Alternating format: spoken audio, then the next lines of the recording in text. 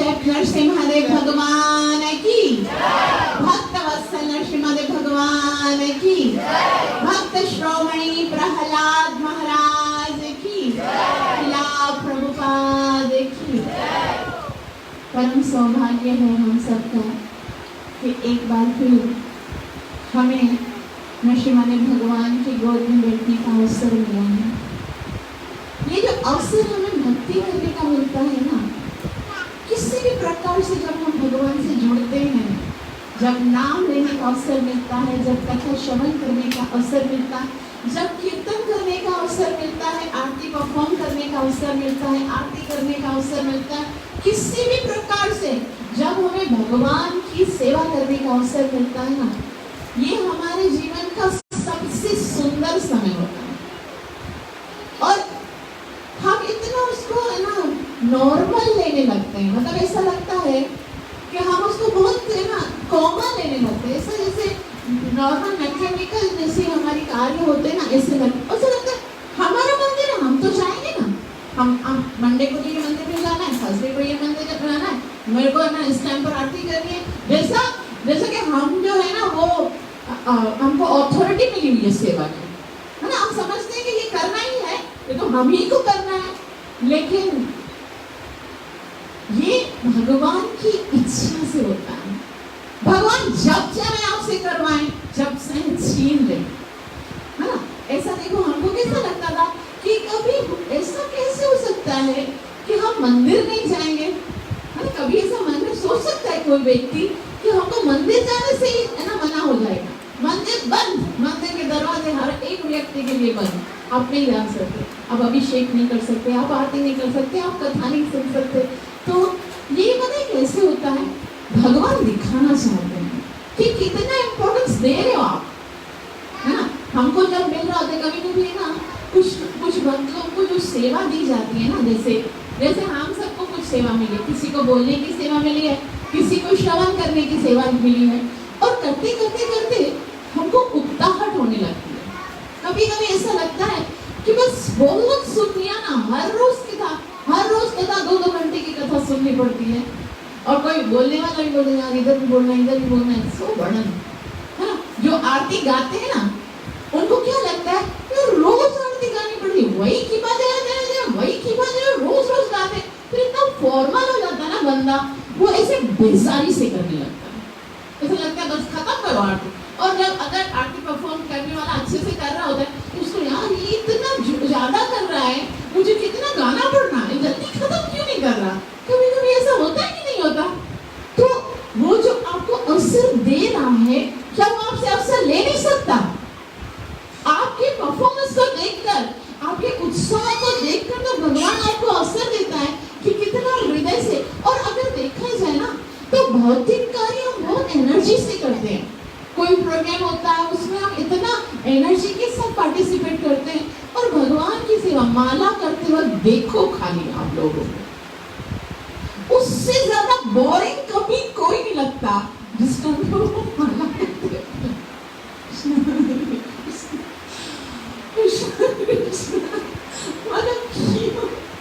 और जब कथा सुनने आते ना तो ऐसा लग रहा होता है कि ना जो भी अगर दिल किसी का पूछो ना उस समय दिल क्या कर रहा है, तो बोलते हैं काश एक पिलो मिल जाए, कॉर्नर में टेक लगा के मैं सो जाऊं, इससे ज्यादा और कुछ नहीं चाहिए। तो ऐसा है कि भगवान भी देखते यार इन लोगों को इम्पोर्टेंस तो पता ही नहीं है। कोटि जन्म कृतम पुण्यम श्रीमद् भागवत है, करोड़ों जन्म पुण्य के एकत्रित होने के बाद ये अवसर मिलता है कि आपको भगवान के सामने बैठकर भगवान की कथा श्रवण करने का अवसर मिलता है, भगवान की सेवा करने का अवसर मिलता है, भगवान के लिए कीर्तन करने का। आप सोचो भगवान ने ये वाणी नहीं दी होती, कितने लोग गूंगे हैं। अब सोचो अगर उनमें हमारा भी एक नाम होता तो क्या हमारे मुंह से निकल सकता हरे कृष्णा कृष्णा कृष्णा हरे हरे राम राम राम हरे हरे। आप सोचो कितने सारे लोग हैं दुनिया में, करोड़ों लोग हैं ना, उनमें से कितने लोग यहाँ पर बैठे हुए हैं। हम सोच सकते हैं कि हम भगवान के साक्षात दर्शन कर रहे हैं, साक्षात भगवान के सामने बैठकर दर्शन करने का, कथा सुनने का, प्रसाद खाने का हमको अवसर भगवान ने हमें सिलेक्ट किया है।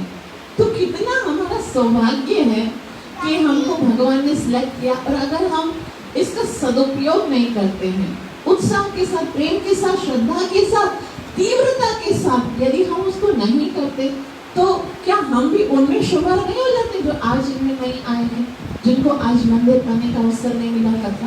तो हमेशा जो भी सेवा करने का अवसर मिले ना, हृदय से आनंदित होकर किया करो। चाहे कोई भी सेवा है, गाने की सेवा है, सुनने की सेवा है, बोलने की सेवा, खाली दर्शन करने की सेवा, कभी प्रणाम करने का अवसर मिले तो हृदय गदगदित होना चाहिए कि दुनिया तो, ये संसार तो दुनिया के सामने झुकता है ना। पूरा संसार दुनिया, कभी किसी के कदमों में, कभी किसी, और मैं कितना सौभाग्यशाली हूँ कि मुझे दुनिया बनाने वाले ने अपनी शरण में है ना। तो ये बहुत बड़ा अवसर है हमारे लिए, हर समय सोचना चाहिए। ऐसा नहीं है कि हमको है ना ये बहुत नॉर्मल लगने लगे, फिर से भगवान अवसर ले लेंगे। और कभी कभी तो ऐसा होता है, बार बार यदि है ना हम एक ही अपराध करते हैं तो दोबारा उसकी क्षमा याचना भी करने पर हमें क्षमा नहीं किया जाता है। इसलिए हम भगवान ने दोबारा से अवसर दिया है। उत्साह के साथ हृदय से भगवान से प्रार्थना करेंगे कि अब कभी हमें अपने से दूर मत करना, क्योंकि यदि दुख का कोई अवसर है ना जीव के लिए, भगवान श्री कृष्ण ने अर्जुन को चैप्टर नंबर 2 वर्स नंबर 11 में कहा, अशोचन अन्वशोचस्व प्रज्ञावादांश भासते गतासु ना गतासु शरणागत शोचन्ति पंडिता। अर्जुन, बातें पंडितों की जैसी कर रहे हो, लेकिन जो पंडित होते हैं, जो ज्ञानी होते, बुद्धिमान होते हैं, वो तो ना तो मरे हुए के लिए चिंता करते हैं और ना ही जीवित के लिए चिंता करते हैं। उस समय अर्जुन ने पूछा नहीं, लेकिन अगर पूछते ना तो फिर चिंता किसके लिए की जाती है? अब सीधी तरह से बोलो ना, बुद्धिमान चिंता करते ही नहीं है। भगवान ने कहा नहीं, चिंता करनी होती है। किसके लिए करनी होती है? अपने लिए करनी होती है। अपने लिए चिंता करो कि मुझे भगवान की सेवा करने का अवसर नहीं मिलता है। सबसे ज्यादा दुखी इंसान वो होता है जिसके जीवन में भगवान नहीं है।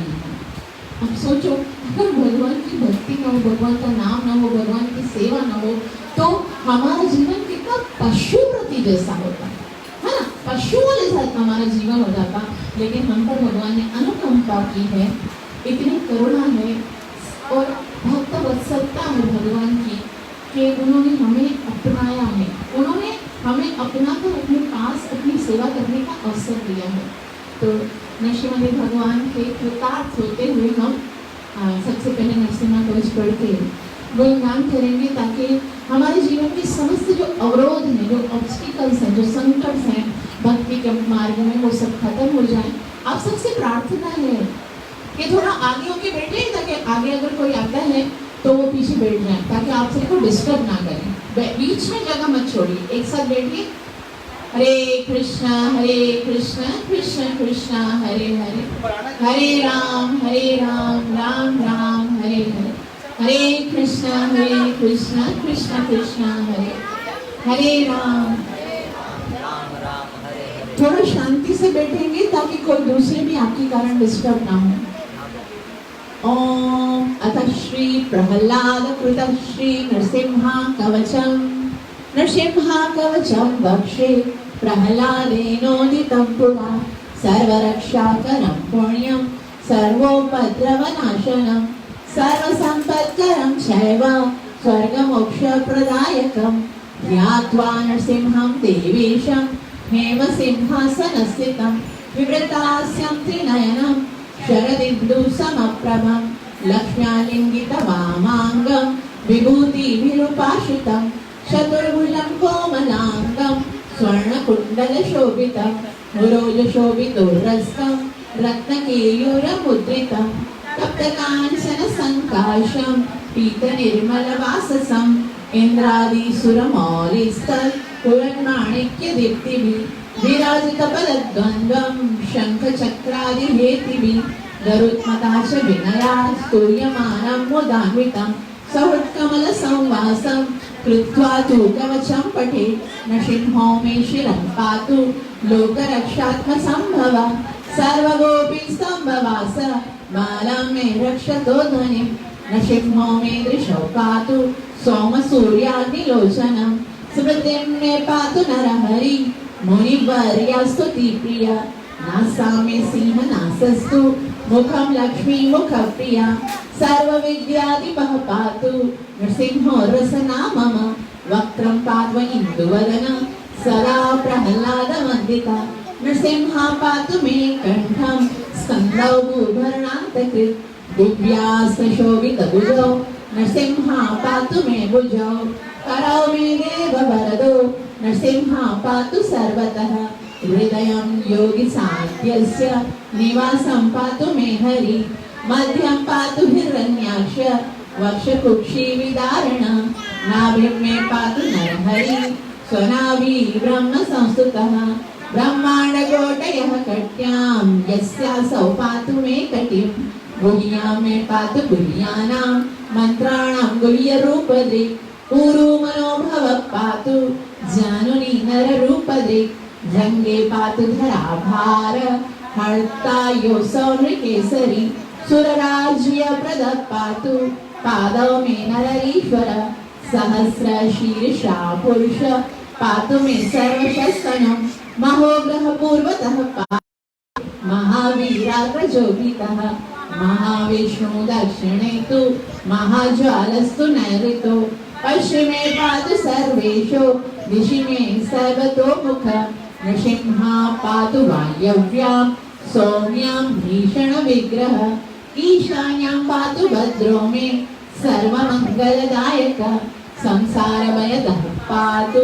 मृत्योर्मृत्युर्निकेसरी इदं नरसिंहा कवचं प्रह्लादमुखमण्डितं भक्तिमान् यः पठेत् नित्यं सर्वपापै प्रमुच्यते पुत्रवान् धनवान् लोके दीर्घायुरुपजायते यं यं कामयते कामं तं तं प्राप्नोति संशयं सर्वत्र जयमाप्नोति सर्वत्र विजयी भवेत् भूम्यन्तरिक्ष दिव्यानां ग्रहाणां विनिवारणं वृश्चिकोरगसम्भूत विशापहरणं परं ब्रह्मराक्षसयक्षाणां दूरोत्सारणकारणं भुजे वा तालपत्रे वा कवचं लिखितं शुभं करमूले धृतं येन सिद्ध्येयुः कर्मसिद्ध्यया देवासुरमनुष्येषु स्वं समेव जयं लभेत् एकसन्ध्यं त्रिसन्ध्यं वा यः पठेत् नियतो नरः सर्वमङ्गलमाङ्गल्यं भुक्तिं मुक्तिं च विन्दति द्वात्रिंशतिसहस्राणि पाठे शुद्धात्मनां निर्णं कवचस्यास्य मन्त्रस्य मन्त्रसिद्धि प्रजायते अनेन मन्त्रराज्येन कृत्वा भस्माभिमन्त्रणं तिलकं धारयेद्यस्तु तस्य ग्रहभयं हरेत् त्रिवारं जपमानस्तु दत्तं वार्याभिमन्त्र च प्राशयेद्यं नरं मन्त्र नृसिंहध्यानमाचरेत् तस्य रोगा प्रणश्यन्ति ये च स्युः कुक्षिसम्भव किमत्र बहुनोक्तेन नृसिंहः सदृशो भवेत् मनसा चिन्तितं यत्तु सदच्चाप्नोति संशयम् गर्जन्तं गर्जयन्तं निजभुजपटलं स्फोटयन्तं हठन्तं दीप्यन्तं तापयन्तं दिविभुविदितिजं क्षेपयन्तं क्षिपन्तं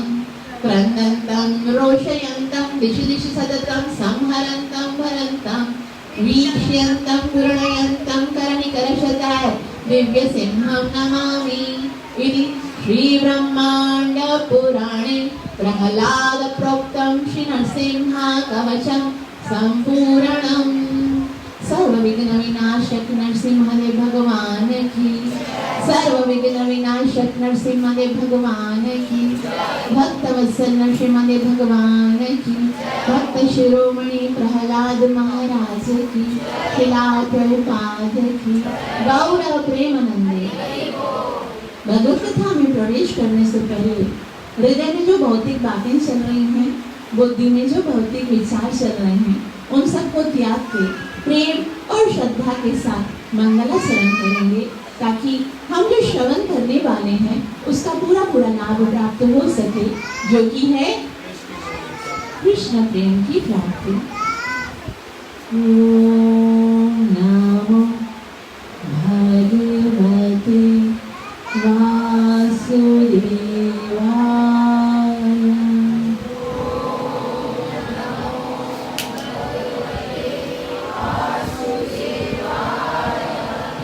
ओम नमो भगवते वासुदेवाय।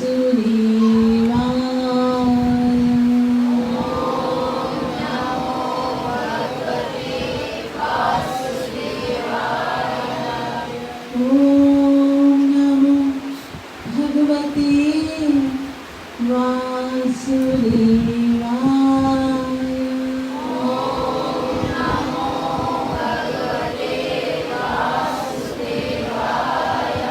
कृष्णाय वासुदेवाय देवकी नंदनाय च नन्दगोपकुमाराय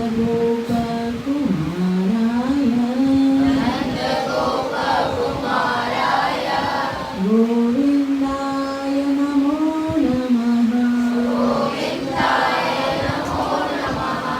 नमः पंकजनाभाय नमः पंकजमालिने नमः पंकजनेत्राय नमस्ते पंकजाङ्घ्रये।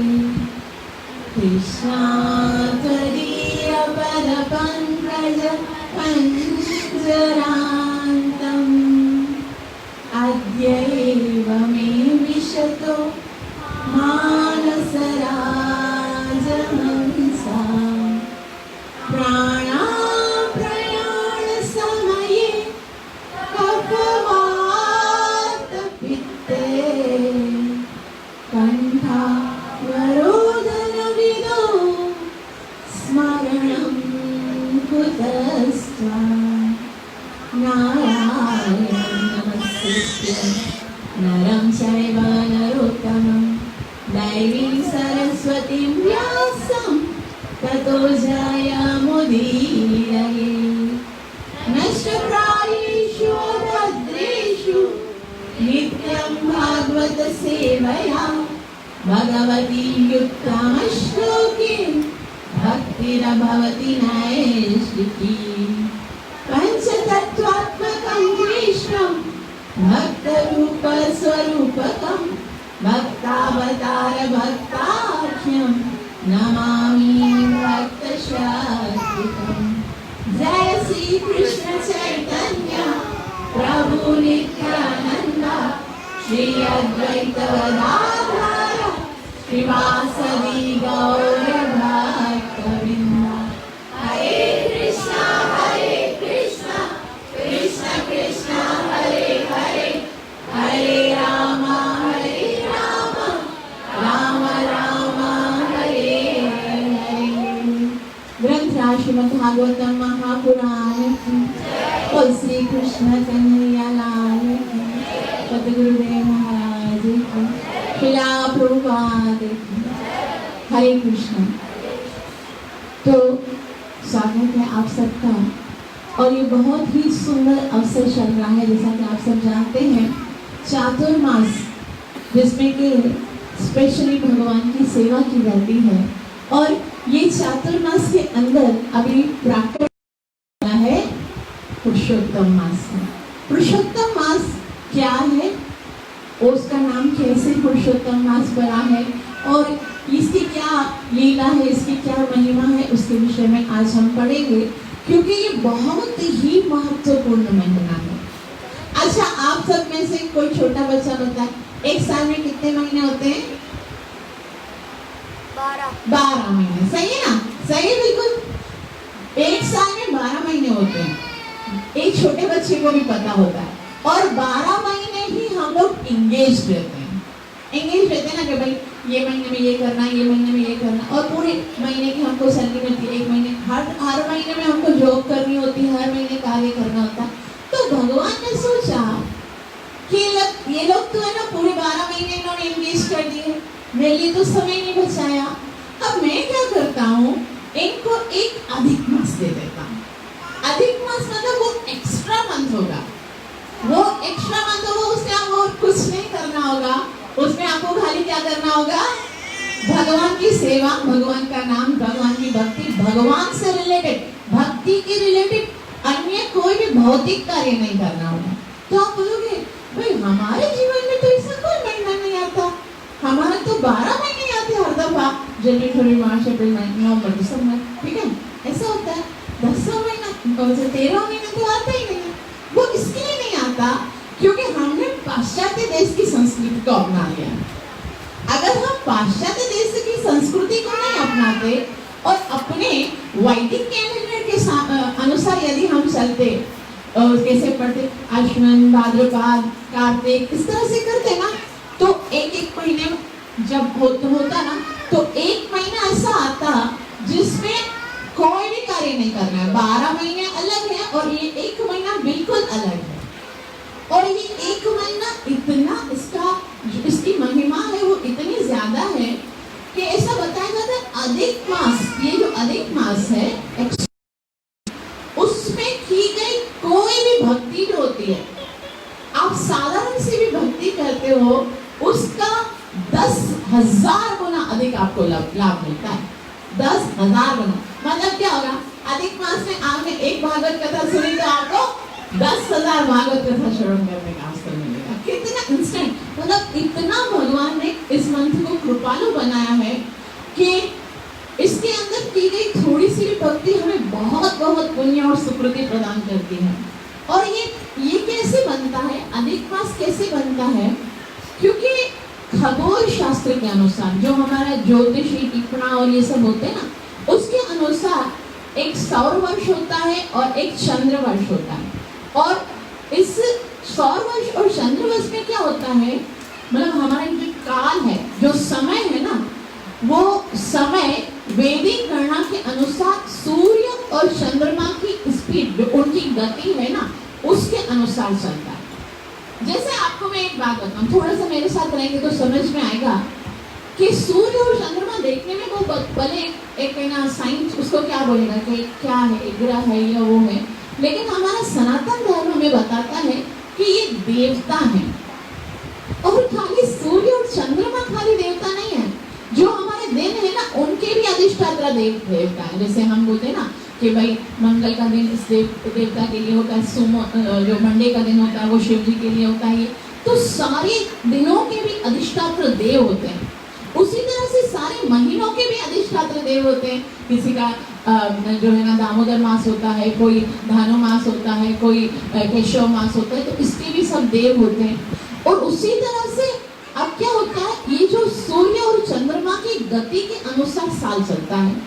सूर्य का एक रथ होता है, ठीक है, उस पर सूर्य देव बैठा। हमारे सूर्य का नाम क्या है, विवस्वान, क्योंकि वो वैवस्वत मनु के वंशज हैं, इसीलिए उनका नाम विवस्वान। तो सूर्य देव जो है, उनका रथ थोड़ा तेज चलता है, उनकी स्पीड जो है ना वो तेज है।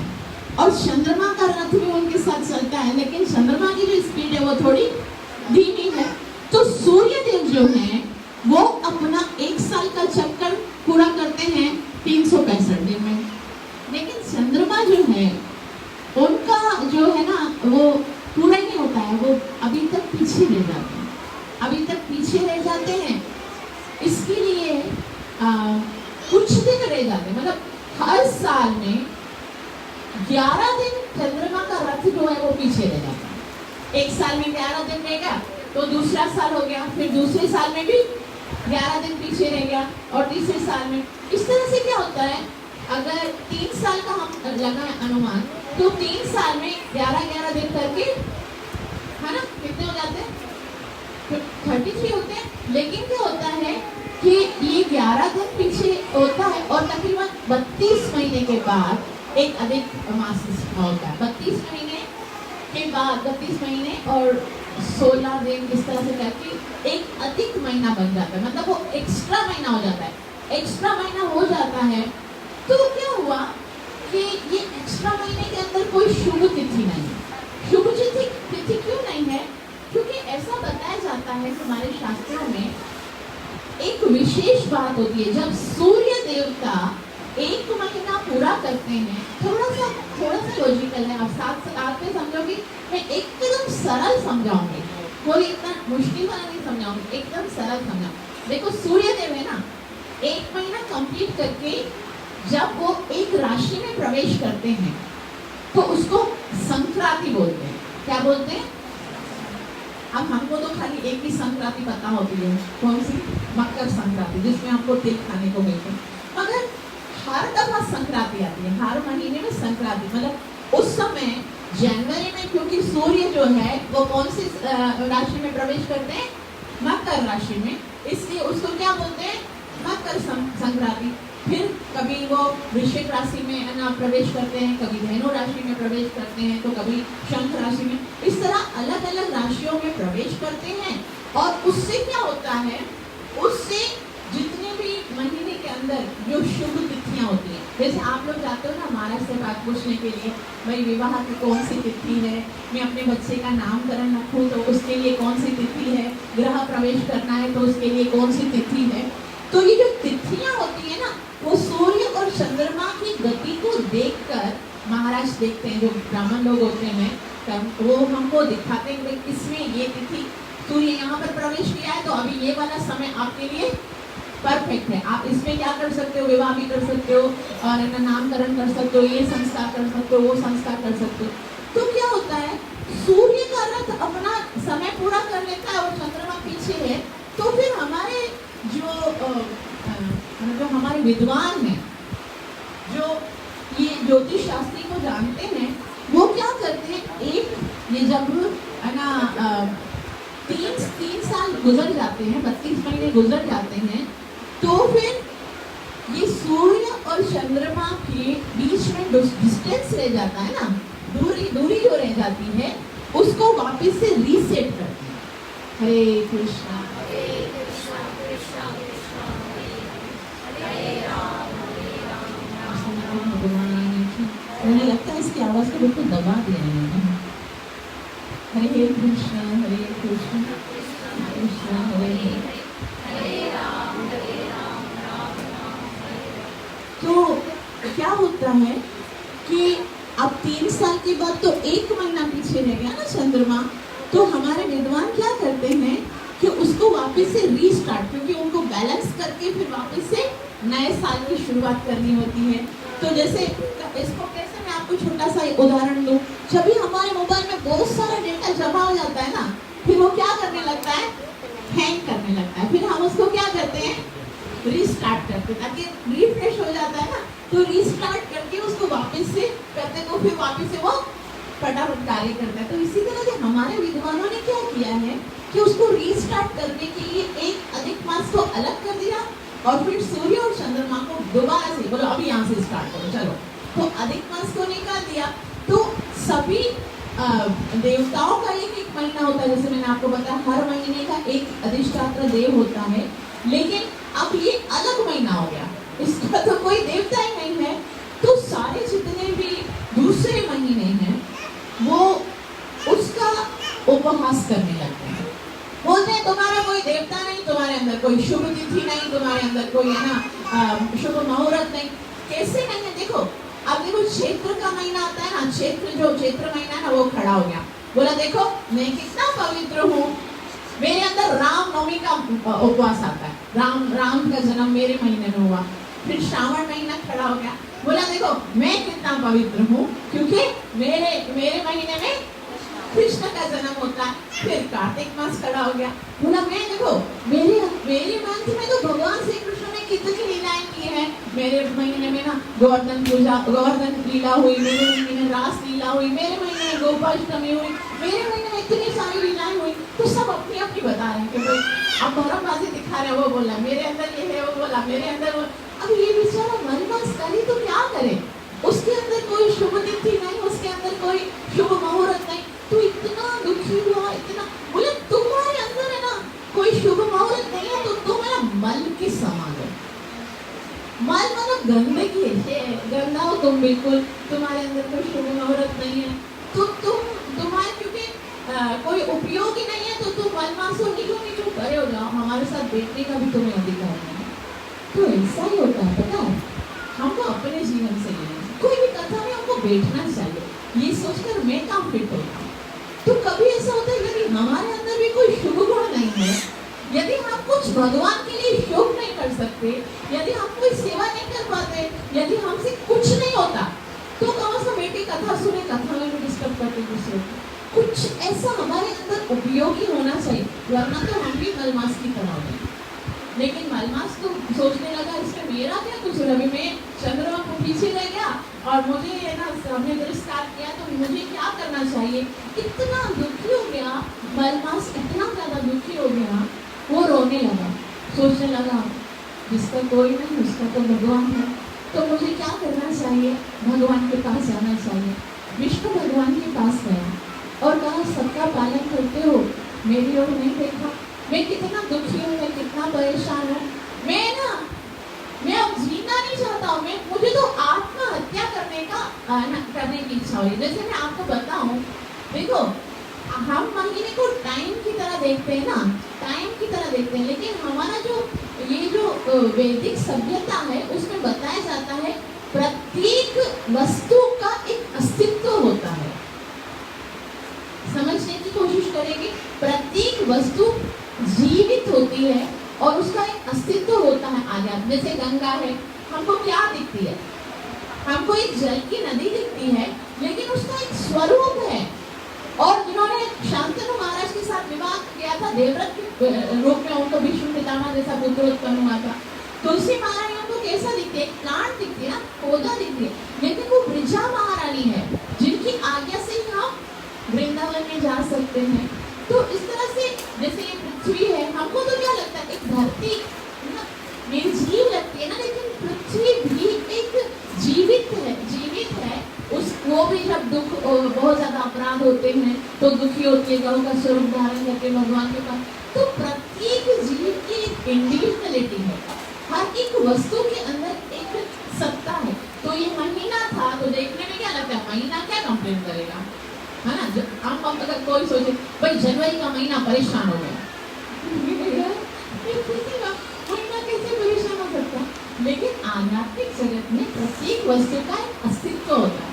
तो मलमास बहुत परेशान हो गया, बोला मुझे सब लोग मलमास बोलते हैं, किसी ने मेरी कोई इम्पोर्टेंस नहीं है, मेरे अंदर कोई शुभ तिथि नहीं है, मेरे अंदर कोई मुहूर्त नहीं है, मेरे अंदर कुछ गुण नहीं है, तो इससे बेहतर है कि मैं क्या कर लूँ, आत्महत्या कर लूँ। तो भगवान को जाके कहूँगी मुझे आपने बनाया क्यों, जब भी मेरा कोई उपयोग नहीं है, जब मैंने कोई सदुपयोग नहीं कर सकता, तो मुझे बनाया नहीं चाहिए। आपसे मैं प्रार्थना करता हूँ मेरा अस्तित्व विनाश कर दो, मुझे खत्म कर दो, मुझे ना जीना ही नहीं है, आप मुझे मार डालो, मुझे ऐसी जिंदगी का क्या करो जिसका कोई सदुपयोग ही नहीं हो सकता है, जो जिसमें कोई सेवा नहीं, कोई साधना नहीं, कोई शुभ नहीं, तो कुछ भी नहीं है। तो इससे बेहतर है मार जाओ ना, आत्महत्या कर लो ना, आप ही मुझे मार डालो। तो मन फंस गई, इतनी दुर्दशा, इतना रो रहा था विष्णु भगवान के सामने जाकर। तो विष्णु भगवान ने बोला नहीं ऐसी कोई बात नहीं, हर एक वस्तु की उपयोगिता है, लेकिन काल को मैं क्या, समय को मैं क्या उपयोगिता दूं। देखो काल, वास्तव में काल जो समय है वो कौन है, भगवान श्री कृष्ण भगवद गीता में कहते हैं कालोस्मि लोकक्षयकृत, मैं ही काल हूँ। तो विष्णु भगवान जो है वो मलमास को सांत्वना तो देते हैं, लेकिन उनको उनकी इम्पोर्टेंस कहाँ से लाके गए। अब एक समय में कोई शुभ घड़ी है नहीं तो कहाँ से लाके दे रहे, वो तो वही दे सकता है जिसने काल को निर्माण किया है। तो विष्णु भगवान मलमास को लेकर गोलोक वृंदावन में जाते हैं। वो श्री कृष्ण कन्हैया। आपको लगेगा भाई ये कहाँ लिखा हुआ है, ये पद्म पुराण में लिखा हुआ है। पद्म पुराण में ये कथा भगवान श्री कृष्ण पांडवों को सुनाते हैं। पांडव लोग जब बहुत ज्यादा दुखी थे ना, बहुत ज्यादा परेशान थे और वनवास के दिनों में बहुत दुखी थे, एक दिन कृष्ण उनके पास आए और कृष्ण को देखकर वो फूट फूट कर रोने लगे और कहने लगे हमारे साथ बहुत बड़ा अत्याचार हो गया, ये हुआ, उन्होंने युद्ध किया, उन्होंने द्यूत क्रीड़ा की और द्यूत क्रीड़ा के कारण हम लोग सब कुछ हार गए और इतना अपमान हुआ द्रौपदी का, और आपकी कृपा से हमको बचाएंगे। गोविंद आप नहीं होते तो हमारा क्या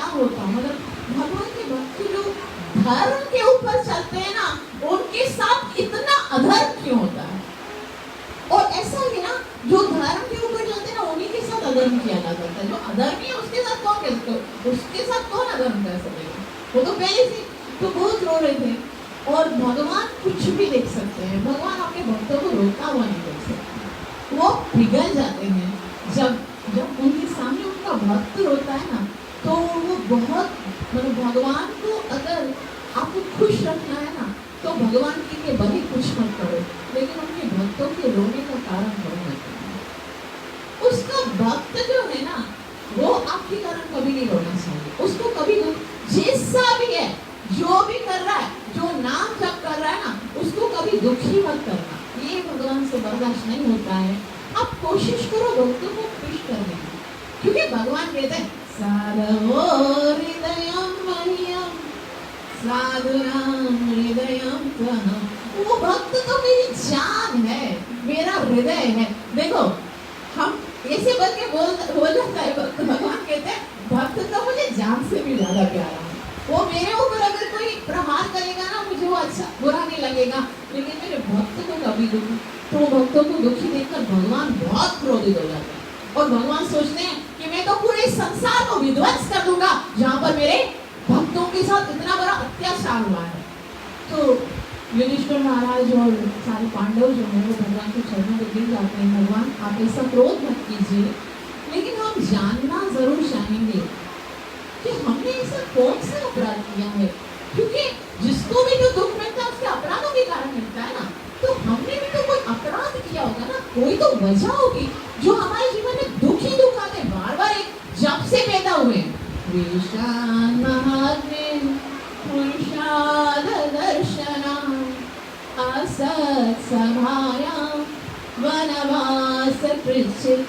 कभी तो हमको विष दिया जाता है, कभी लाक्षागृह में कैद किया जाता है, कभी हमारे साथ द्यूत घृणा में छल किया जाता है, वनवास दिया जाता है, अज्ञातवास किया जाता है, हमारी पत्नी के साथ इतना बुरा अत्याचार किया जाता है, हमारे साथ इतना बड़ा दुख, इतना बड़ा जुल्म हो रहा है, हमारे साथ इतने हमारे जीवन में दुख आए, कुछ तो अपराध किया होगा ना, क्या अपराध किया? तो भगवान बोलते हैं कि इस प्रकार का दुख जो तुम्हारे जीवन में आया है ना युधिष्ठिर, इसका कारण ये है कि तुमने पुरुषोत्तम मास के व्रत का पालन नहीं किया। तो यहाँ पर मैं आपको एक बात बता दूं कि ये जो बहुत ही सुंदर महीना है, जिसके अंदर अगर हम थोड़ी सी भी भक्ति करते हैं तो उसका कितना गुना लाभ मिलता है? 10,000 गुना। और अगर हम इसके अंदर अपराध करते हैं या इस मंत्र का लाभ नहीं उठाते, सदुपयोग नहीं उठाते, तो उसका हजारों गुना अधिक हमारे ऊपर दंड भी हमें भुगतना पड़ता है। तो जो चीज भगवान ने फैसिलिटीज दी है, जैसे आपके माता पिता अगर आपको कोई फैसिलिटीज देते हैं तो उसका सदुपयोग करना हमारा कर्तव्य है। भगवान ने ये समय हमें दिया है स्पेशली अपनी भक्ति करने के लिए। ये समय स्पेशली भगवान की भक्ति के अलावा कोई भी अन्य समस्त भौतिक कार्य बिल्कुल वर्जित है। ना कोई शादी कर सकता है, ना कोई विवाह कर सकता है, ना कोई संस्कार हो सकता है, कोई शुभ तिथि नहीं, घर नहीं खरीद सकते, गाड़ी नहीं खरीद सकते, गृह प्रवेश नहीं कर सकते, बिल्कुल वर्जित, कोई भौतिक कार्य नहीं। इस महीने में यदि कुछ किया जाता है, सारे कार्य पूर्ण रूप से वर्जित हैं सिवाय भगवान की भक्ति के। तो स्पेशल भगवान ने दिया है, भाई आपको ये काम करना है, इसके लिए भक्ति करनी है, और हम नहीं करेंगे तो उसका दुरुपयोग होता है ना। तो भगवान ने कहा कि ये इसके लिए हुआ है क्योंकि आपने इसका सदुपयोग नहीं किया। तो फिर बोला अच्छा, इसका इस महीने का जो महात्म्य है, जो महिमा है, वो हम, तो फिर भगवान जो है वो ये कथा बताते हैं कि एक बार क्या हुआ, विष्णु भगवान मलमास को लेकर मेरे पास आए। वो कौन सा महीना था? मलमास, जिसको सारे देवी देवताओं ने तिरस्कृत कर दिया था। तो ये सारे देवी देवता मिलकर क्योंकि उसका उपहास कर रहे थे, तो ये सारे देवी देवता की दुखी होने के कारण वो विष्णु भगवान के पास गया, और विष्णु भगवान उनको लेकर कहाँ गए? कहाँ गए? गौलव वृंदावन में भगवान के सामने गए, और भगवान के सामने जाकर कहने लगे कि आप तो करुणा सिंधु हो, भक्त वत्सल हो, और सारे भक्तों का कष्ट दूर करने वाले हो, तो ये मलमास बहुत ज्यादा दुखी है,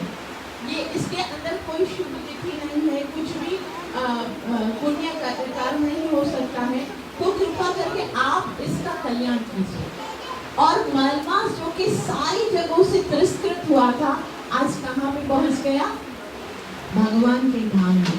तो वो कहते हैं कि यदि कोई व्यक्ति जिसे पूरा संसार ठुकरा देता है और यदि वो समस्त सहारों को छोड़कर भगवान की शरण में आता है, भगवान की शरण को स्वीकार करता है, तो कैसा होता है पता है? एक भक्त बहुत सुंदर बताते हुए कहते हैं, मैं तो पत्थर था, दुनिया ने ठुकरा कर मुझे दूर कर दिया। मैं तो पत्थर का सा था, दुनिया ने ठुकरा कर मुझे दूर कर दिया। ठोकर खाके जा गिरा बिहारी जी के चरणों में, उन्होंने स्पर्श करके मुझे कोहिनूर कर दिया। ठोकर खाके मैं जा गिरा बिहारी जी के कदमों में और उन्होंने स्पर्श करके मुझे कोहिनूर कर दिया। बस नरसिंह भगवान की। तो हमारे जीवन की भी कोई उपयोगिता नहीं है, कोई सद्गुण नहीं है, कोई हमारे अंदर अगर हम देखे जाएं, जीवा स्वभावतः दुष्टा, अपनी सारी इंद्रियों से हर समय अपराध करते रहते हैं। नेत्रों से अपराध करते हैं, कानों से अपराध करते हैं, जीवा से अपराध करते हैं, कर्म इंद्रियों से अपराध करते हैं, मन से अपराध करते हैं। अपराधों को समूह करके हमारा ये शरीर है, हमारा ये जीवन है, ये तभी आनंदित हो सकता है, तभी प्रज्वलित प्रकाशमान हो सकता है, तभी वो शुभ हो सकता है जब वो भगवान के चरणों को स्वीकार करता है। तो मलमास को भगवान कहते हैं, अब तुम मेरे पास आ गए हो, अब तुम्हें कोई भी चिंता करने की आवश्यकता नहीं है। एक सही जगह पर तुम आ गए हो, इसलिए अब से मैं तुम्हारा स्वामी हूँ। क्योंकि तुम्हारा कोई स्वामी नहीं है, मैं तुम्हें स्वीकार करता हूँ, मैं तुम्हारा स्वामी हूँ। मेरे अंदर जितने भी सद्गुण हैं और अब मेरे अंदर जितनी भी वरदान देने की शक्ति है, वो सारे सद्गुण, वो सारी वरदान देने की शक्ति मैं तुम्हें समर्पित करता हूँ। बोल श्री कृष्ण कन्हैया लाल की। और अब मेरे सभी दिव्य गुण जो हैं वो तुम्हारे अंदर समाविष्ट हो जाएंगे। तो उसने कहा, मगर मेरा नाम ही गंदा है, मलमास को कोई और कैसे स्वीकार करेगा? भगवान बोलते हैं, मेरा नाम पुरुषोत्तम है, मैं पुरुषोत्तम नाम से विख्यात हूँ और आज मैं तुम्हें अपना नाम प्रदान करता हूँ। आज के बाद तो पुरुषोत्तम नाम से विख्यात होगे। बोल पुरुषोत्तम की। तो आज से तो मलमास की बजाय पुरुषोत्तम नाम से कह रहे हैं। और जो भी लोग तुम्हारे इस महीने में मेरी पूजा करेंगे, व्रत करेंगे, तपस्या करेंगे, उन सभी को वरदान देने की जितनी शक्ति मेरे अंदर है, उतनी ही शक्ति मैं तुम्हें प्रदान करता हूँ। और जिसने भी तुम्हें ठुकराया है, जिसने तुम्हें स्वीकार नहीं किया है और जिन्होंने तुम्हारी निंदा की है, तुम्हारा उपहास किया है, वो सारे देवी देवता जो हैं, वो सब तुम्हारे चरणों में आकर मेरी भक्ति को प्राप्त करने के लिए, जीवन में उन्नति करने के लिए जो शक्ति चाहिए वो तुमसे प्राप्त करेंगे। इसको प्राप्त करने के लिए, मुझे प्राप्त करने के लिए सबको तुम्हारी शरण में आना पड़ेगा। बोल श्री कृष्ण कन्हैया लाल की। और अब तुम वंदनीय हो जाओगे, पूजनीय हो जाओगे। अब तुम मलमास जो है वो इतना, भगवान ने उसको इतना ज्यादा आनंद प्रदान किया, इतना सब, तो बहुत ज्यादा प्रसन्न हो गया और भगवान के प्रति बहुत आदर, बहुत सम्मान, बहुत प्रेम, बहुत प्रशंसा, प्रणाम करके भगवान को कहा, आपने तो मेरा जीवन ही धन्य कर दिया। मैं किसी काम का नहीं था, मेरी कोई उपयोगिता नहीं थी और आपने मुझे सर्वप्रथम स्थान दे दिया, मैं आपका ऋणी हो गया। भगवान ने कहा, तुम्हारे इस महीने में जो भी भक्ति कार्य करता, अभी हमको ये सवाल मन में आता है कि हमको क्या करना चाहिए फिर इस महीने में, जब एक इतना सुंदर महीना है तो ऐसा क्या करें? अच्छा, इस पुराणों में बहुत सारी कथाएं आती हैं। एक बार पता है क्या हुआ, राजा नहुष है, पद्म पुराण में ये भी कथा, राजा नहुष ने इस पुरुषोत्तम मास में भगवान की पूजा उपासना करके उन्होंने ये इच्छा प्रकट की कि मुझे स्वर्ग का राजा बनना है, और वो स्वर्ग का राज्य उनको प्राप्त हुआ। स्वर्ग का राज्य प्राप्त हो गया केवल 1 महीना तपस्या करने के लिए। तो द्रौपदी ने कहा, अभी भगवान पांडवों को बता रहे थे ना, द्रौपदी ने कहा गोविंद, इन्होंने उपहास किया ना, फिर अपराध तो मुझे भी लगा, इसका मतलब मैंने भी तो कुछ गलत किया होगा। देखो, इन्होंने जितना अपराध किया था उसके कारण हमको ये सारे संकट भुगतने पड़े। मुझे मेरा अपराध भी बताइए, मैंने भी तो कुछ किया होगा ना जिसके कारण मुझे बड़ी सभा में इतना लज्जित होना पड़ा, ये सब मेरे साथ तो हुआ, तो उसका कारण क्या है? तो भगवान बोलते हैं, हाँ द्रौपदी, अपराध तो तुमसे भी हुआ। तो अच्छा मुझे बताइए। तब भगवान कहते हैं, द्रौपदी तुमने पिछले महीने में अधिक मास की निंदा की थी, क्योंकि तुमने कहा था ये मलमास है, ये अधिक मास है, इसमें कौन सी पूजा होती है, इस तरह से तुमने ऐसा बोला था। तो बोला मुझे वो पूरा वृत्तांत बताइए। तब भगवान श्री कृष्ण द्रौपदी से कहते हैं, एक बहुत बड़े ऋषि थे, उन ऋषि का नाम था मेधावी ऋषि, और वो बहुत साधना करते थे, बहुत तपस्या करते थे, बहुत भक्ति करते थे। उनकी पत्नी थी और उनकी एक छोटी सी पुत्री भी थी, बहुत प्यारी, सारे सद्गुण थे उसके अंदर। तो उस पत्नी को, पुत्री को वो समय नहीं दे पाते थे, क्योंकि वो क्या करते थे, बहुत भक्ति करते थे, अभी कीर्तन करते होंगे, लेक्चर करते होंगे, तैयारी करते होंगे, तो बच्चों को समय नहीं दे पाते होंगे। तो एक दिन क्या हुआ, उनकी पत्नी का देहांत हो गया।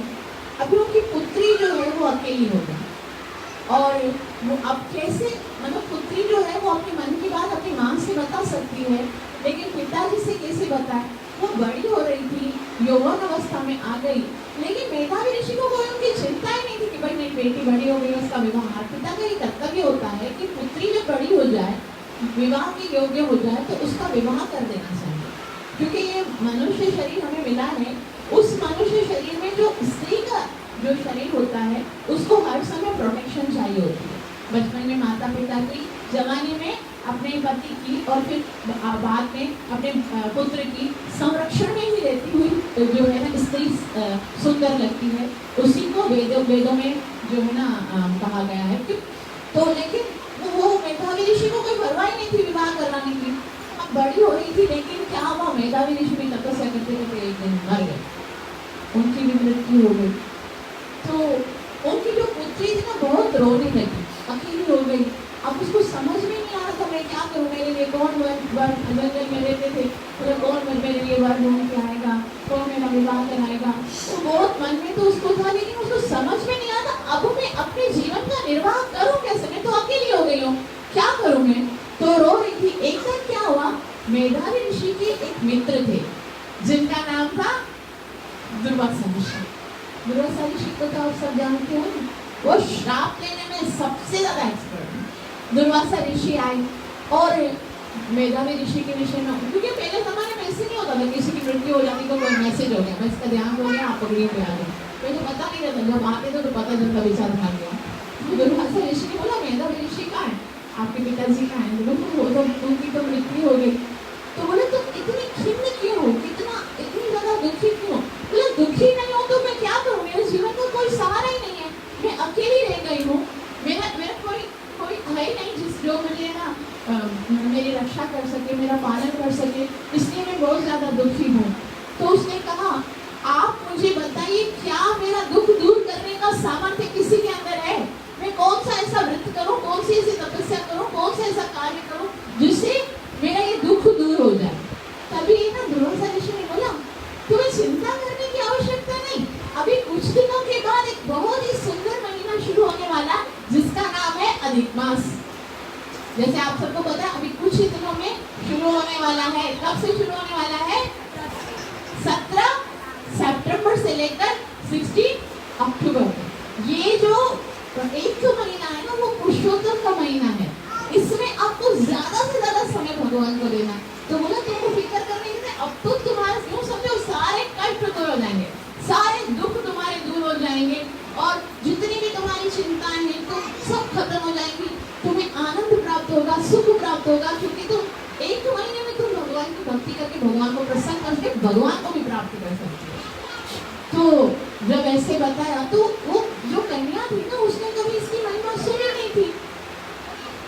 बोला आप मुझे ठगा रहे हो, आप मेरा उपहास कर रहे हो, ये तो मलमास है, इसके अंदर कोई शुभ तिथि नहीं, कोई मुहूर्त नहीं, कोई ये तो शुभ कैसे हो सकता है, ये तो अधिक मास है, इसके अंदर तो आप आप मुझे कोई अच्छा पुण्य तिथि बताइए ना जिसमें मैं कोई आयोजन करूं।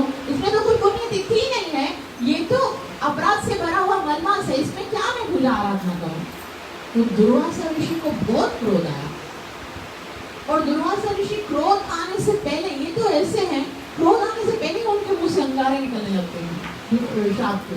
लेकिन उस समय वो उस स्त्री, उस कन्या को देखकर हृदय उसका फर्स्ट टाइम ऐसा हुआ था, मैंने अपने इतिहास में फर्स्ट टाइम पढ़ा कि दुर्वासा ऋषि को उस पर करुणा आ गई और उसने उसको श्राप नहीं दिया। उसने कहा कि मैं तो ऋषि हूँ, मैं तुम्हारे अपराध को, अगर तुमने मेरा अपराध किया है, मुझे भला बुरा बोला, मैं तो माफ कर दूंगा, मैं इसके लिए तुम्हें श्राप नहीं दे रहा हूँ। लेकिन तुमने जो अधिक मास यानी कि जो पुरुषोत्तम मास की निंदा की है ना, उसका जो अपमान किया ना, उसका दंड तुम्हें भुगतना पड़ेगा, और उसका दंड तुम्हें भुगतना ही पड़ेगा। तभी द्रौपदी, वो जो कन्या थी ना, वो बहुत ज्यादा रोने लगी और उसने बोला कि मुझसे अपराध हो गया, आप मुझे बताइए हम अब इस अपराध का क्षमा कैसे करें। तो बोला तुम जाके शिव जी की आराधना करो, तुमसे नहीं होगी भगवान की आराधना। तो ना जिन लोगों को भगवान की भक्ति नहीं मिलती है ना, उनको शिव जी की आराधना करनी है, क्योंकि शिव जी जो है ना, वो कौन है? वैष्णवाना यथा शंभु, वो वैष्णवों में सबसे अग्रणी है। और भगवान की भक्ति यदि कोई दे सकता है ना, तो कोई वैष्णव ही दे सकता है। और यहाँ पर हम जितने भी लोग बैठे हुए हैं ना, उन पर कहीं ना कहीं शिव जी की कृपा होगी, कहीं ना कहीं शिव जी की अनुकंपा से आज नरसिंह भगवान के हमें सेवा करने का अवसर है। शिव जी जो है वो क्षेत्रपाल है, जब तक उनकी आज्ञा नहीं होती है ना, तब तक किसी धाम में आप प्रवेश नहीं कर सकते। भगवान के कभी भी आप वृंदावन में जाओगे ना, वहां पर देखो हर धाम में अंदर जाने के लिए, जैसे गोपेश्वर महादेव है, नंदेश्वर महादेव है, जमलेश्वर महादेव है, ये सब महादेव की आज्ञा लेकर ही आपको अंदर जाना है। तो शिव जी के पास जाओ, वो चाहे तो कुछ भी कर सकते हैं। वैष्णव भगवान से भी ज्यादा आपको वरदान दे सकते हैं। इसलिए वैष्णव जो होते हैं ना, उनकी शरण में जाकर बोलते हैं कि भगवान कहते हैं कि मेरा यदि कोई हरिस्ताने अपराधे तारे हारिया तव स्थाने अपराधे नहीं परित्राण। आप अगर भगवान का ही अपराध करोगे ना, भगवान का अपराध भगवान का नाम लेने से खत्म हो जाएगा। हरिस्थाने अपराध तारे हरिनाम। लेकिन आपने यदि किसी वैष्णव का अपराध किया है, वैष्णव की निंदा की है, वैष्णव का यदि आपके द्वारा अगर अपराध हो गया, नहीं परित्राण, कुछ नहीं हो सकता। इसलिए बार बार बताया जाता है, सुबह शाम हम जब नाम अपराध पढ़ते हैं ना, उसमें सबसे पहले क्या बोलते हैं?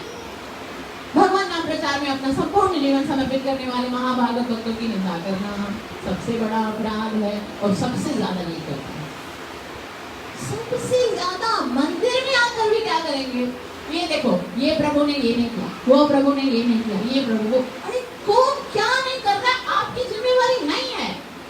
आपको देखना है कि मुझे क्या करना है। हमको यदि हर कोई अपनी गलतियों को देखना शुरू कर दे, तो ये भक्त समाज कितना ज्यादा है ना सुशोभित होने लगे। हम दूसरों के फॉल्ट्स तो देखते हैं, अपनी गलतियों को लोग, वैष्णव की कभी भी गलती नहीं देखो, वो जाने उसका भगवान जाने, वो नाम तो जप कर रहा है ना। हमारे सनातन धर्म में तो यहाँ तक कह दिया कि आपको एक जानवर का भी आदर करना है। Shrimad Bhagavad Gita chapter number 5 verse number 18 भगवान कहते हैं, विद्या विनय संपन्ने ब्राह्मणे गविहस्तिनि शूनि चैव शपाके च पंडिता समदर्शन। जो पंडित होते हैं वो तो गाय, हाथी, कुत्ते और चांडाल को एक जैसा देखते हैं। तो हमारा कोई अधिकार नहीं है किसी के अपराध देखने का। जो जैसा करता है उसकी मर्जी है। हम अगर कर सकते हैं तो एक गाइडलाइन दे सकते हैं कि प्रभु आप ऐसा करिए, लेकिन उसको भी दूसरों के सामने नहीं। थर्ड पर्सन को आप अगर किसी की निंदा अगर मुझे बताओगे कि वो ऐसा कर रहा है, तो इससे क्या होगा? मेरे भी अपराध बढ़ेंगे, आपके भी अपराध, जो सुनता है उसकी भी और जो बोलता है उसके भी अपराध बढ़ते हैं। आपको अगर किसी के अंदर फॉल्ट दिखता है तो हाथ जोड़ के उनके सामने कीजिए, कहिए कि मेरे अंदर कोई गुण नहीं है, मैं योग्य नहीं हूँ, लेकिन फिर भी मैं आपको बोल रहा हूँ कि यदि आप ऐसे करेंगे तो दूसरों के लिए भी है ना आप एक आदर्श बन सकेंगे। मैं समझता हूँ कि हो सकता है मैं गलत भी हो सकता हूँ, लेकिन ये चीज आप अगर दूसरों की अपराधों का पूरे एक ग्रुप बनाएंगे और उस ग्रुप में बोल देंगे भाई उसने ये किया, तो इससे क्या होगा, उसका अपमान होगा, उसका हृदय दुखेगा। आप अलग से बोल सकते हो ना, एक जेंटल वे भी तो होता है किसी को समझाने का, किसी को बताने का। हर गुरु इस तरह से किसी का उपवास करके किसी को दुखी करके आपको क्या मिलता है? तो हम कहाँ थे? हरे कृष्णा कृष्णा कृष्णा हरे हरे, हम शिव जी के पास थे। शिव जी के पास द्रौपदी गई हैं और बहुत ही कठोर तपस्या की, इतनी कठोर तपस्या की है, कहा जाता है 9000 वर्ष तक ठंडी में जल के भीतर एकदम तपे शीतल जल के अंदर उन्होंने तपस्या की। गर्मी के दिनों में अपने चारों ओर अग्नि ताप के उसके अंदर बैठकर उन्होंने तपस्या की, बहुत तीव्र तपस्या की। वैसे तो आशुतोष हैं, जल्दी मान जाते हैं, लेकिन क्योंकि उनका अपराध बहुत बड़ा था, भगवान के पुरुषोत्तम मास का उन्होंने उपहास किया था, तो फिर वो इतनी सारी तपस्या करने के बाद शिव जी आगे दर्शन देने लगे और दर्शन देकर कहने लगे कि मैं तुम्हारी तपस्या से बहुत प्रसन्न हो गया हूँ, मांगो क्या चाहिए। वो इतने समय से प्रसन्न तपस्या कर रही थी और उसके मन में तो वही था कि मैंने ना इतना बड़ा अपराध किया है, अब शायद मुझसे कोई विवाह नहीं करेगा, क्योंकि वो अकेली थी ना। मन में था क्या, विवाह करने का था कि मैं अकेली हूँ। तो उन्होंने ना शिव जी को देख के वो मोरन से वो भूखला गई और उत्साह के अंदर बोला, शिव जी ने बोला क्या चाहिए? बोला मुझे पति चाहिए, मुझे पति चाहिए, मुझे पति चाहिए, मुझे पति चाहिए। और ऐसे 5 बार बोला मुझे पति चाहिए। शिव जी ने बोला तथास्तु। आपने 5 बार बोला ना, आपको 5 बार पति होंगे। तो वो वापस दुखी हो गई, बोला 5 पति, एक स्त्री के 5 पति, संसार मेरी कितनी निंदा करेगा, मेरा कितना उपहास होगा। मैं 5 पति नहीं मांग रही थी, मैं बहुत उत्साह में थी ना, मैंने बोल दिया। तो शिव जी ने बोला अब तो मैंने वरदान दे दिया। बोला संसार तो मुझे कितना अपवित्र मानेगा। बोला संसार में सब जितनी जो महापतिव्रता स्त्रियां होंगी ना, उसमें तुम्हारा नाम शामिल होगा। और ऐसा बताया जाता है जो द्रौपदी है, उसके जन्म में जब द्रौपदी का जन्म होता वो अयोनिजा में, वो किसी स्त्री के गर्भ से उनका जन्म नहीं हुआ, यज्ञ कुंड से वो उत्पन्न हुई। वो कुमारी है, मतलब उनको कोई स्पर्श नहीं कर सकता है, उतना उनके अंदर इतनी पवित्रता है, इतना उनका ना पवित्र शरीर उनका इतना पवित्र है, इसलिए वो महापतिव्रता स्त्रियों में शामिल होती है। तो ऐसा बताया जाता है। फिर शिव जी बताते हैं कि ये तो भगवान की योजना है कि भाई 5 पांडव आएंगे, नेक्स्ट बर्थ में आप ना पांडवों की पांचाली कहलाओगी और साक्षात भगवान आपके सखा बनेंगे। साक्षात भगवान आएंगे, वो आपकी सखा बनेंगे। जीवन में क्योंकि आपने अपराध तो किया है, उसका आपको दंड तो मिलेगा, लेकिन क्योंकि आपने पुरुषोत्तम मास में भक्ति की है, इसके कारण भगवान आपका किसी क्षण भी साथ नहीं छोड़ेंगे। संकट तो आएगा, याद रखिए, भक्तों के जीवन में ऐसा नहीं आपने माला पकड़ ली बस सारे संकट दूर हो गए, नहीं, संकट तो आता ही है, मगर वो संकट मोचन आकर उस संकट को भी आनंद में बदल देगा। अब देखो जो भक्त लोग होते हैं ना, उनके जीवन में अगर संकट भी होता है तो वो उसमें भी इंजॉय करते हैं, है ना। क्वारंटाइन में भी वो बैठ जाते हैं, एक जगह पे बैठ के कीर्तन करना शुरू कर देते हैं, कहीं ना कहीं कोई सेलिब्रेशन होता है, कुछ ना कुछ। उनके जीवन का उत्साह कभी खत्म नहीं होता, क्योंकि उनके जीवन के उत्सव कभी खत्म नहीं होते, क्योंकि भगवान जो है वो आनंद प्रदान करने वाले हैं, और जो भगवान के साथ जुड़ जाता है उसके जीवन में आनंद ही आनंद होता है। तो हम सबका परम सौभाग्य है कि अभी पुरुषोत्तम मास प्रारंभ नहीं हुआ और हम सबको पता चला है कि इसकी कितनी महिमा है। तो दूसरे महीनों में यदि हम बहुत बिजी होते हैं, हमारा जो है ना जो दिनचर्या होती है, स्केड्यूल जो होता है वो बहुत ज़्यादा बिजी होता है, लेकिन फिर भी हमको स्पेशल इस महीने में समय निकालना है। ये महीना डेडिकेट कर दो भगवान के लिए इतना। और अब बोलो कि क्या करना है, आप नहीं कर सकते ना 24 आवर्स तो कोई नहीं डेडिकेट कर सकता। आप कम से कम सुबह के मॉर्निंग के 3 घंटे भगवान को दे दो, 3 से 6, बस ये टाइम भगवान को दे दो। सुबह सवेरे वो टाइम किसी का भी नहीं होता है, वो टाइम आप इतना सुंदर टाइम होता है, वो स्पेशल भगवान की सेवा की अमृत वेला कहा जाता है, ब्रह्म मुहूर्त कहा जाता है, और हम उसको एक पिशाचिनी को दे देते हैं। वो पिशाचिनी की गोद में आराम से सो रहे होते हैं।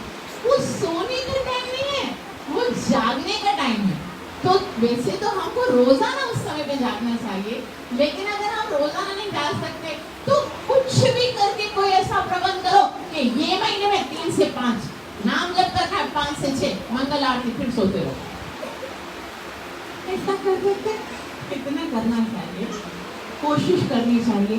जितना हमारे पास ये जो समय है, हमें ये भी नहीं पता कि हमारे जीवन में दोबारा पुरुषोत्तम मास आएगा या नहीं आएगा। किसी को पता है? अब तो 3 साल के बाद आता है, वरना तो हम बोलते हैं हर साल तो जन्माष्टमी आती है, हर साल तो निर्जला आती है, हर साल तो ये होता है। ये तो हर साल भी नहीं होता है, ना जाने कब हमारे जीवन में वापस आए या ना आए। तो इस बार हमें अवसर मिला है, तो इस महीने में 2 चीज़ों का बहुत महत्व है। वैसे तो बहुत सारी बड़ी लंबी सी लिस्ट है कि क्या क्या करना है, लेकिन मैं आपको ज़्यादा बर्डन नहीं दूंगी, प्रैक्टिकल होना चाहिए, जो मैं कर सकती हूँ मुझे करना है। तो एक तो हमको सवेरे उठने का प्रबंध करना है, जब करना है सुबह सवेरे उठकर 3 से 5 सबसे सुइटेबल समय। और दूसरा क्या करना है, ये महीने में भागवत श्रवण करने का बहुत सारा लाभ है। जैसे मैंने आपको बताया, एक भागवत श्रवण करोगे तो कितने भागवत श्रवण करने का लाभ मिलेगा? 10,000 अनलिमिटेड लाभ है। तो आप इसका लाभ जरूर उठाइएगा। और मेरे ऊपर भगवान की अनुकंपा है कि मेरे कोई सद्गुण नहीं, मेरे अंदर कोई योग्यता नहीं, मेरे गुरु महाराज का आशीर्वाद है मुझे। और अभी पुरुषोत्तम मास शुरू नहीं हुआ, मेरी 2 भागवत कथा है ना पहले से बुक हो गया। एक भागवत कथा अभी शुरू होगी 20 से लेकर 26 तक, दूसरी भागवत कथा स्टार्ट होगी 2 से लेकर 9 तक। अगर डायरेक्ट आप नहीं भी देख सकते हो तो हम YouTube पे भी अवेलेबल है, फेसबुक पे भी देखेंगे, या फिर अगर आपको मेरा नहीं तो किसी भी भक्त का भागवतम आप सुन सकते हो, लाइव अगर अटेंड कर सकते हो, कहीं पर भी मिस मत करो। ये 2 कार्य करने हैं, ज़्यादा से ज़्यादा नाम जप करना है और भागवत श्रवण करना है, भगवान के पवित्र नाम का कीर्तन करना है और भगवान को बताना है कि आपने जो हमें ये अवसर दिया है, अब हम इसका अवश्य सदुपयोग करेंगे। आप सबका बहुत बहुत आभार है, बहुत बहुत धन्यवाद है जो इतना प्रेम से श्रवण किया। कृपया मुझे आशीर्वाद दीजिए कि मैं अपनी सेवा और साधना को अच्छे से कर सकूं, गुरु और कृष्ण को प्रसन्न कर सकूं। हरे कृष्णा कृष्णा कृष्णा हरे हरे, हरे राम राम राम हरे हरे। कृष्णा कृष्णा कृष्णा हरे हरे, हरे राम राम राम हरे हरे। कृष्णा कृष्णा कृष्णा हरे हरे, हरे राम राम राम हरे। कलयुग आधार हरे कृष्ण महामंत्र की जय। कलयुग आधार हरे कृष्ण महामंत्र की जय। हरे कृष्ण महामंत्र की जय। प्रभुपाद की जय। 5 मिनट हरि नाम का संकीर्तन करेंगे।